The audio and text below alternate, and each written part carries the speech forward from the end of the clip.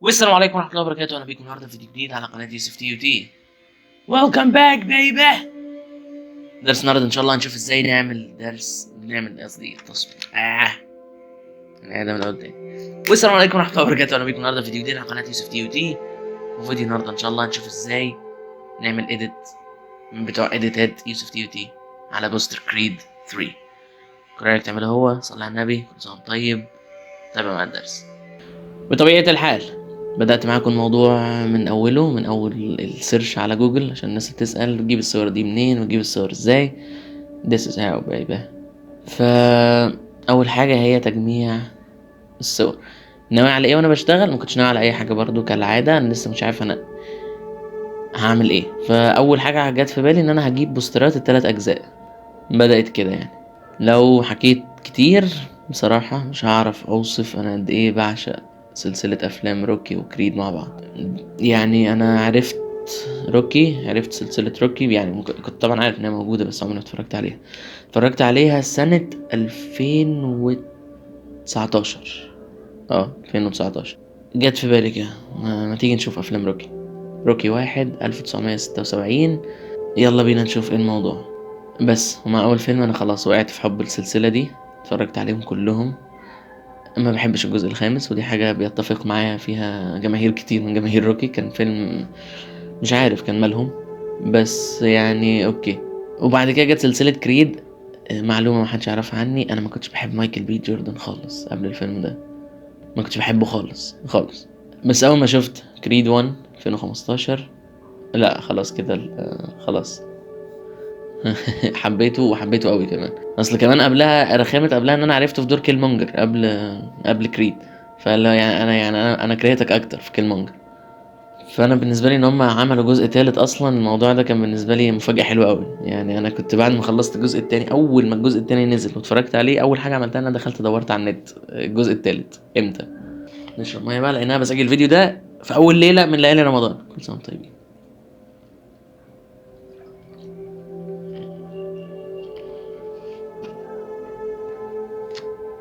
تمام. اول حاجه عملتها في الصوره هي ان انا خليتها ابيض واسود، لان انا في حاله حب بيني وبين الابيض واسود، انا ما اعرفش جت منين.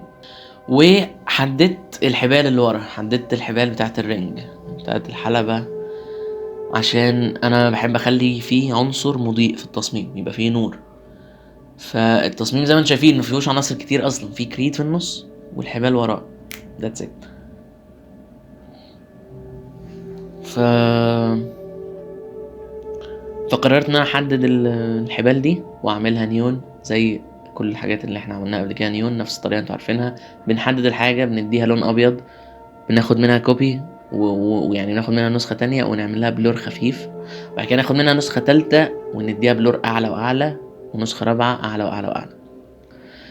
فكل الكلام ده بالنسبة لك لو انت فاهمه فانت تمام. لو انت مش فاهم اللي انا بقوله فانت لسه بتبتدي في البرنامج، فانصحك تشوف سلسلة تعليم فوتوشوب للمبتدئين اللي هتلاقي اللينك بتاعها تحت في الديسكربشن.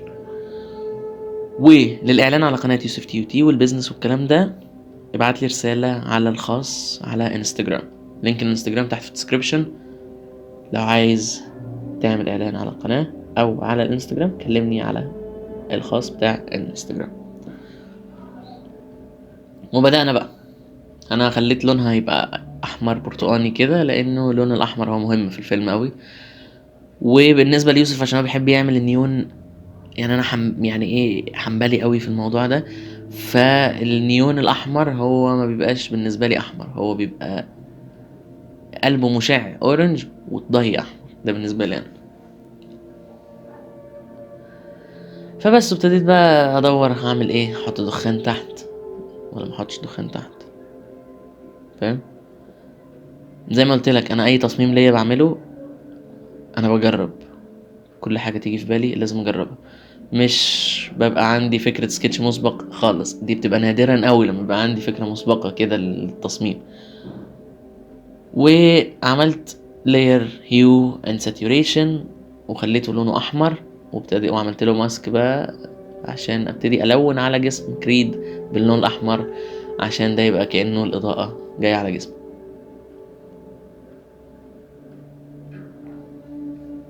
تمام.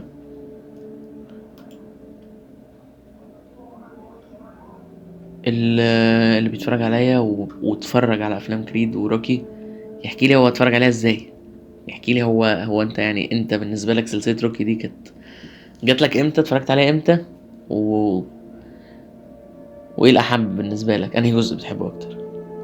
أنا بالنسبة لي بالنسبة لأفلام روكي أكتر جزء باحبه لروكي هو الجزء أقول التالت بتاع كلابر لانج مستر تي، ممكن يكون ده بالنسبة لي يعني إيه أحب جزء، ويجي بعديه في المركز التاني الجزء التاني من روكي.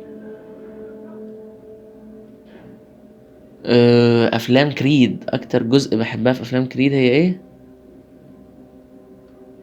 هي بصراحة كلها حلوة بصراحة، يعني أنا مش عارف أختار أنهي والّا أنهي، يعني أول والّا تاني والّا تالت، بس ممكن أختار التالت وييجي في المركز التاني بعديه الجزء التاني برضه. واضح إن الجزء التالت في أي فيلم من الأفلام روكي هي حاجة مهمة. الجزء التالت كانت الدنيا فيه حلوة أوي، الجزء التالت كان الvisual effects فيه عالي أوي. الحاجة اللي حزنتني يعني إن المزيكا في الفيلم ما كانتش من الموسيقار اللي هو لودفيج مش عارف إيه، ما باعرفش أقرا بقية اسمه بصراحة، اللي هو عامل ماندالوريان وعامل الجزئين الأولانيين من كريد.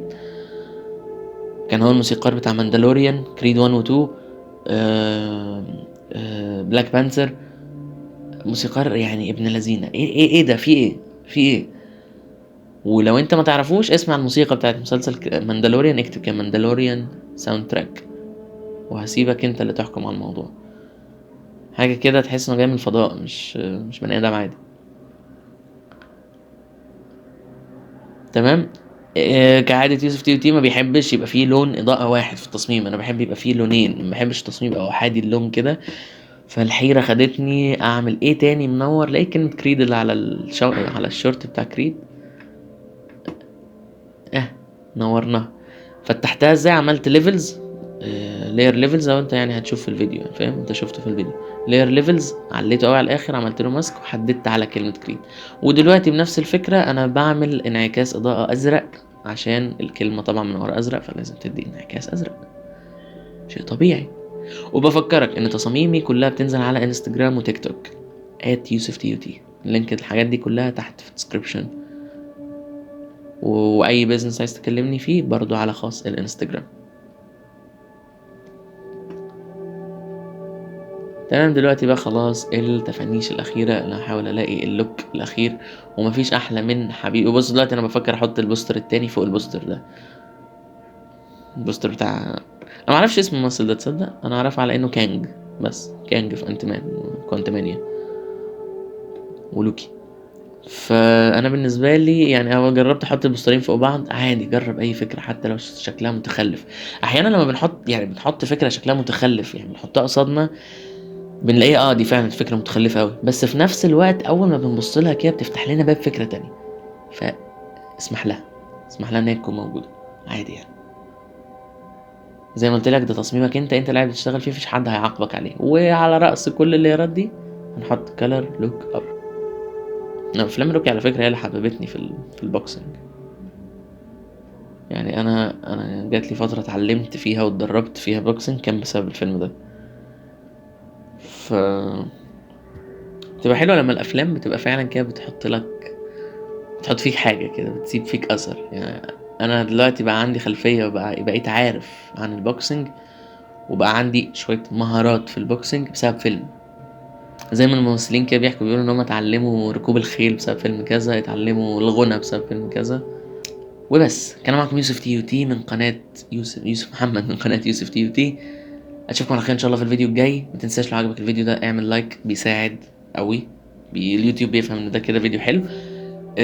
اكتب لي كومنت، اكتب لي فيه كلمة حلوة فرحني بيها وانا هرد عليك ان شاء الله. واشوفكم على خير ان شاء الله في الفيديو الجاي. سبحانك اللهم وبحمدك اشهد ان لا اله الا انت استغفرك واتوب اليك. اشرب ميه قبل ما الفجر يأذن. اوكي. ربنا يعيننا يا رب ان شاء الله على الصيام، ويعيننا على القيام وقراية القرآن، وبإذن الله يا رب يكون احلى رمضان لحد دلوقتي، يبقى كله حاجات حلوة ان شاء الله. السلام عليكم.